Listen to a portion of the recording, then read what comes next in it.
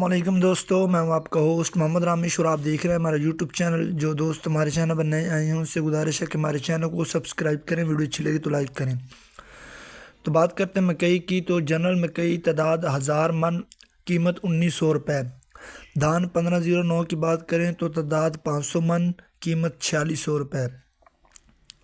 इसके अलावा सरसों की बात करते हैं तो जनरल सरसों तादाद 350 मन, कीमत 6700 रुपये।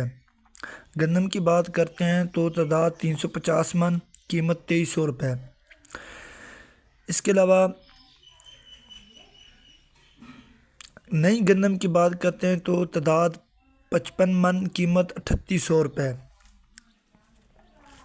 लहसुन की बात करते हैं तो तादाद 4500 किलोग्राम और कीमत 3000 रुपये। गंदम, कपास, सरसों और मज़ीद फसलों के रेट हासिल करने के लिए हमारे चैनल को सब्सक्राइब करें। वीडियो अच्छी लगे तो लाइक करें और दुआओं में याद रखें। Thanks for watching this video. अल्लाह हाफिज़।